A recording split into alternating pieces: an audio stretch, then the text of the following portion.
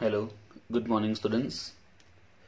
Today we are going to learn the paper pattern of taxation and its syllabus. So syllabus ma there are two sections. First section is about account and the second about tax. First ma accounts આવે છે જ્યારે second એ tax નો department છે. Section 1 માં there are two chapter departmental and investment. Okay.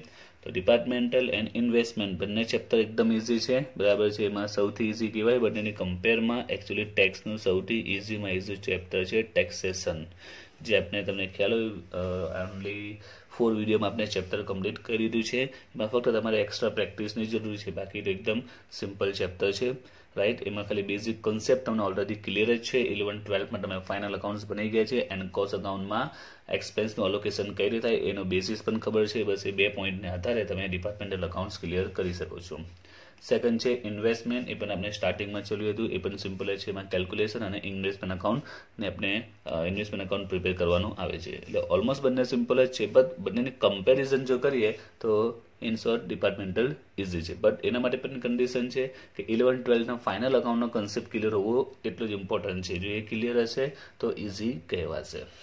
Section 2 में बात करिए तो first chapter है ते इंट्रोडक्शन ते थियरिकल है डेफिनेशन ए पण थियरी है residential status of an SSC कि डिपार्टमेंटल अकाउंट्स अने इन्वेस्टमेंट मांथी तमने जे सम पूछा है ते 14 मार्क्स ने एमांथी सम आवशे 14 marks. Residential status of an assessee एमांथी नॉर्मली तमने ख्याल हशे एमां जे पण सम छे बधा शॉर्ट छे ओके एमां कोई एटलो मोटो दाखलो आवतो नथी एक दाखलो छे बराबर छे आपणे डेज ने कैल्क्युलेट करीने पछी डिसाइड करी छे स्टेटस राइट पण ए पण पूछाई सके छे नहीं पण पूछाई सके पण चांसेस ना थोड़ा ओछा छे पण एवुं नथी के नहीं पूछाई सके छे। तो residential status of an assessee एमांथी तमने 2 मार्क्स नो 4 मार्क्स 6 मार्क्स 8 मार्क्स सुधी कोई सम पूछी सके छे 14 मार्क्स पण पूछाय पण चांसेस थोड़ा ओछा छे। फोर्थ चेप्टर है an overview of computation of total income तो आ थियरी नो चेप्टर है। कैपिटल गेन्स तो एमांथी पण तमने 14 मार्क्स नो एक सम आवशे एंड जीएसटी ए पण थियरी नो चेप्टर है ओके। तो टोटल आपने जो चेप्टर किया तो first second third and fourth तेरा टोटल 4 चेप्टर। हवे पेपर पेटर्न ने आपने जो बात करिए तो सौथी पहला पेपर पेटर्न जे कॉस्ट कॉर्पोरेट में आवे छे ऑलमोस्ट ए छे शॉर्ट सम क्वेश्चन 1 में 10 मार्क्स ना आवशे तो एमां जोईए कया प्रकारना शॉर्ट सम आवी शके तो दरेके दरेक चेप्टर मांथी तमने शॉर्ट सम आवशे सपोज डिपार्टमेंटल अकाउंट्स तो एमांथी कया शॉर्ट सम आवी शके तो एमांथी तमने सपोज ट्रेडिंग अकाउंट बनाववानुं आवी शके छे एक स्मॉल ट्रेडिंग अकाउंट आवी शके छे और आपणे जे एक्सपेन्स ने अलोकेशन करीए छे बराबर है एक्सपेन्स ने जे अलोकेशन करिए छे एना बेसिस पूछी सके छे सपोज रेंट एक एमां डिस्ट्रीब्यूट थशे एनो अलोकेशन नो बेसिस कयो छे तो रेंट ने आपने फ्लोर स्पेस में डिस्ट्रीब्यूट करीशुं अलोकेट करीशुं राइट ए ज प्रकारे रिपेर्स आपेलो होय मशीन नो रिपेर्स आपेलो होय तेने केमां डिस्ट्रीब्यूट करीशुं तेने वेल्यू ऑफ मशीनरी में तो आ रीते जे बेसिस आपने ख्याल ज छे जे कॉस्ट में पण आवी गया छे तो ए बेसिस ने लगतो कोई सम आवी शके छे। त्या भाई सेकंड इन्वेस्टमेंट तो इन्वेस्टमेंट में आपने फाइंड आउट करवानुं आवी शके छे शुं फाइंड आउट करवानुं आवी शके छे तो एमां शॉर्ट सम में एक ब्रोकरेज फाइंड आउट करवानी आवी शके छे any face value find out करवानी आवी शके छे त्यार पछी एनी प्राइस जे प्राइस में ट्रांजेक्शन थयुं ए फाइंड आउट करवानुं आवी शके એટલે આમાંથી કંઈ પણ વસ્તુ फाइंड आउट કરવાનું આવી શકે છે સાથે સાથે આમાંથી જર્નલ્સ પણ પૂછી શકે છે જે ઓલરેડી જર્નલ્સ આપણે આવી ગઈ છે એની સાથે સાથે તમને સ્ટોકની કેલ્ક્યુલેશન પણ પૂછી શકે છે સ્ટોકની કેલ્ક્યુલેશન એની સાથે સાથે આપણે જે સેલિંગ થયું તો સેલિંગ ટાઈમ પર પ્રોફિટ કે લોસ કેટલો થયો એનો પણ પોઈન્ટ આવી શકે છે એટલે ઇન શોર્ટ આમાં જે આપણે સમ ને પ્રેક્ટિસ કરી હતી એમાં જે પોઈન્ટ આવતો હોય એને એક શોર્ટ સમમાં કન્વર્ટ કરી શકે છે એમાં આપણે આવતું હોય કે જ્યારે સેલિંગ થાય તો આપણે પ્રોફિટ લોસની કેલ્ક્યુલેશન કરતા હતા તો બધી ઇન્ફોર્મેશન આપી દેશે અને આપણે પ્રોફિટ લોસ પૂછશે કે આમાં કેટલો પ્રોફિટ કે લોસ થયો તો આ રીતનો કોઈ બી સમ ઇન્વેસ્ટમેન્ટમાંથી બનાવીને આવી શકે છે। रेसिडेंशियल स्टेटस ऑफ एनएसएससी ની વાત કરીએ તો એમાં તમને ખ્યાલ જ હશે એમાં ઓલરેડી જે સમ આવે છે બધા શોર્ટ જ હોય છે એમાં આપણે કહેવાનું છે કે સ્ટેટસ કયું છે તે બરાબર છે તો એમાં જે શોર્ટ સમ આવતો રહે તે શોર્ટ સમ આવે છે અને સાથે સાથે એમાં આપણે યાદ હશે કે કઈ ઇન્કમ ટેક્સેબલ છે કે કઈ ઇન્કમ ટેક્સેબલ નથી તે રીતના દાખલા પણ આપણે લાસ્ટમાં જોયેલા એ પણ આવશે એટલે રેસિડેન્શિયલ સ્ટેટસમાં જે સમ છે ઓલરેડી શોર્ટ જ છે એટલે એમાંથી જે સમ આપણે જોયા છે રેગ્યુલર વિડીયોમાં એમાંથી જ કોઈ સમ આવી શકશે। તે પછી કેપિટલ ગેઇન્સમાં, તો કેપિટલ ગેઇન્સમાં તમને શોર્ટ સમ કેવો આવશે, તો તમને બધી ગેઇન આપી દેશે, બરાબર છે. પછી જેમાં ઇન્વેસ્ટમેન્ટ કર્યું હશે એટલે જે પરચેસ કર્યું હશે એની ઇન્ફોર્મેશન આપી દેશે, અને તમને ક્વેશ્ચન આવી શકે કે આમાં કઈ સેક્શન અપ્લાય થશે, 54, 54F, 54EC, બરાબર છે, એને લગતી સમ આવી શકે છે. પછી આપણે લાસ્ટમાં યાદ હોય તો આ ચેપ્ટરમાં બોનસ શેરના સમ જોયા હતા, તો એનો પણ કોઈ શોર્ટ સમ આવી શકે છે એમ, રાઈટ.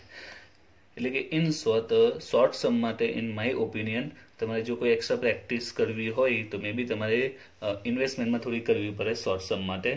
બાકી જે ડિપાર્ટમેન્ટલ છે એ માટે આપણે જે સમને પ્રેક્ટિસ કરીએ એમાં જ બધા પોઈન્ટ કવર થઈ જશે. ઇન્વેસ્ટમેન્ટમાં પણ કવર થઈ શકે છે, પણ એમાં તમે અલગથી પ્રેક્ટિસ કરો ઓકે છે. રેસિડેન્શિયલ સ્ટેટસમાં તો જેમાં સમ છે એ ઓલરેડી બધા શોર્ટ જ છે, રાઈટ. એટલે એમાં કોઈ એક્સ્ટ્રા પ્રેક્ટિસની જરૂર નથી. કેપિટલ ગેઇન્સમાં પણ કોઈ એક્સ્ટ્રા પ્રેક્ટિસની જરૂર નથી.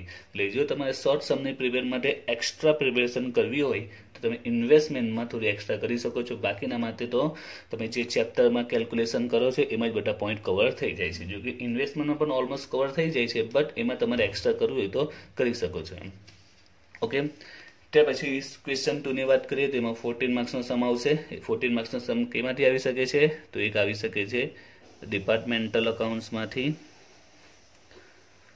ઓર ઇન્વેસ્ટમેન્ટ અકાઉન્ટ્સમાંથી આવી શકે છે, એન્ડ કેપિટલ ગેઇન, ઓકે.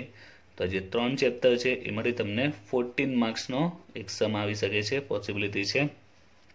તો paper pattern same to same cost કોર્પોર જેવી જ છે. 14 માર્ક્સના ઓરમાં 14 માર્ક્સનો હશે. ક્વેશ્ચન 3 માં પણ 14 માર્ક્સના ઓરમાં 14 માર્ક્સનો ક્વેશ્ચન આવશે, ઓકે. હવે આમાં જે રેસિડેન્શિયલ સ્ટેટસ છે એ પણ સમ ઘણીવાર આવી શકે છે અહીંયા. તો કઈ રીતે આવી શકે છે તે સમજાવું. સપોઝ કે ક્વેશ્ચન 2K3 માં આ રીતે પણ આવી શકે કે કેપિટલ ગેઇન પૂછાય 14 માર્ક્સમાં, અને એના ઓરમાં રેસિડેન્શિયલ સ્ટેટસ હોઈ શકે છે, જે સપોઝ કે 6 માર્ક્સ ટુ 8 માર્ક્સ, અને રિમેનિંગમાં બાકીની તમને થિયરી પૂછી લઈ, રેસિડેન્શિયલ સ્ટેટસ પ્લસ થિયરી, બરાબર છે. જો આ 6 માર્ક્સના હશે તો એ પ્રકારે 8 માર્ક્સની થિયરી આવી શકે છે, અને 8 માર્ક્સનો ક્વેશ્ચન હશે તો 6 માર્ક્સની થિયરી આવી શકે છે. એટલે આ રીતે કોઈ પણ પેટર્ન હશે, રાઈટ, એ રીતે રેસિડેન્શિયલ સ્ટેટસ ને સાથે થિયરી પણ પૂછી શકે છે. એટલે કે આમાં પણ એ ફિક્સ નથી કે 14 અથવા 14 અથવા આવી રીતે 2 શોર્ટ, અથવા એવું પણ જરૂર છે કે 2 શોર્ટ સમ પર મૂકી દે, બરાબર, રેસિડેન્શિયલ સ્ટેટસનો કોઈ સમ મૂકી દે, કે પછી ઇન્વેસ્ટમેન્ટનો કોઈ સમ મૂકી દે, થિયરી કદાચ નહીં પણ આવે. એટલે ફિક્સ પેટર્ન નથી, આ રીતે કોઈ પણ ફિક્સ નથી. જે રીતે કોસ્ટ કરવાનું કહ્યું હતું કે કોઈ ફિક્સ નથી, એ જ રીતે. એન્ડ ધેન ક્વેશ્ચન નંબર 4, તેમાં આપણે ખબર છે થિયરી આવશે 12 માર્ક્સની. જે થિયરીના આપણા ઘણા ચેપ્ટર છે, જેમાં જીએસટીનું ચેપ્ટર મોસ્ટ ઇમ્પોર્ટન્ટ છે. એમાંથી એવરેજ 1 કે 2 થિયરી ઘણી વખત આવશે જ, એટલે એનું વેટેજ પણ એ રીતે ઓકે છે. એટલે જીએસટીના જેટલા પણ ક્વેશ્ચન છે એ પરફેક્ટ રેડી કરી દેજો. હવે લાસ્ટ પોઈન્ટ, જે અગાઉ કોર્પોરેટમાં પણ કહ્યું હતું, થિયરી મોસ્ટ ઇમ્પોર્ટન્ટ પાર્ટ છે ટેક્સનો, રાઈટ. કારણ કે ટેક્સમાં તમને ટાઈમમાં એટલો પ્રોબ્લેમ આવશે નહીં, કારણ કે એમાં જે સમ છે એટલા વધારે આવતા નથી. એટલે વધારે મીન્સ એટલે કે ફટાફટ થઈ જશે. તમારી પાસે ટાઈમ કદાચ કોર્પોરેટમાં ટાઈમ ખૂટી શકે છે, ટેક્સમાં ટાઈમ ખૂટવાના ચાન્સીસ ઓછા છે. એમાં તમારે કદાચ ટાઈમ બચશે પણ. એટલે થિયરીમાં તમે ખૂબ જ સારી રીતે તમે લખી શકો છો એમ. બીકોઝ કારણ કે જે સમ પૂછાશે કેપિટલ ગેઇન, તો એનું એક સ્ટેટમેન્ટ આવશે, એમાં પતી જશે. ડિપાર્ટમેન્ટલમાં પણ ટ્રેડિંગને PNL બનાવવાના જે તમને ઓલરેડી 11-12થી ભણો છો એટલે ફટાફટ બની જશે. ઇન્વેસ્ટમેન્ટ થોડી કેલ્ક્યુલેશન, એમાં પણ એક આપણે શું બનાવીશું, ઇન્વેસ્ટમેન્ટમાં પણ એક સ્ટેટમેન્ટ જ બનાવીશું, એટલે અકાઉન્ટ્સ બનાવીશું, એટલે સ્પીડમાં પટી જશે. એટલે ટેક્સેશનમાં ટાઈમ બચી શકે છે. એટલે થિયરીને પણ અહીંયા ઇગ્નોર કરતા નહીં, કારણ કે એનું વેટેજ 12% છે. શોર્ટ ક્વેશ્ચનમાં પણ 1 કે 2 માર્ક્સમાં થિયરી આવી શકે છે, પોસિબિલિટી છે. જેમ કે તમને આ એસેસમેન્ટ યર છે, પ્રીવિયસ યર છે, બરાબર છે, એગ્રીકલ્ચર ઇન્કમ છે, તો આ રીતનું 1 કે 2 માર્ક્સનું ક્વેશ્ચન મૂકી શકે છે એમ. અને સાથે સાથે અહીંયા મોટો જે 14 માર્ક્સના ઓરમાં કોઈ સમ છે એમાં પણ તમને 2 માર્ક્સ કે 4 માર્ક્સ કે 8 માર્ક્સની થિયરી આવી શકે છે. એટલે એનું પણ weightage average 12 to 15 to 16 marks સુધી કહી શકાય છે થિયરીનું વેટેજ, રાઈટ. પર્સન્ટેજમાં કહીએ તો 25 to 30% થિયરીનું વેટેજ છે. એટલે થિયરીને પણ ઇગ્નોર કરવાની એટલી જરૂરી નથી, થિયરી પણ પરફેક્ટ કરવી એટલી ઇમ્પોર્ટન્ટ છે, ઓકે.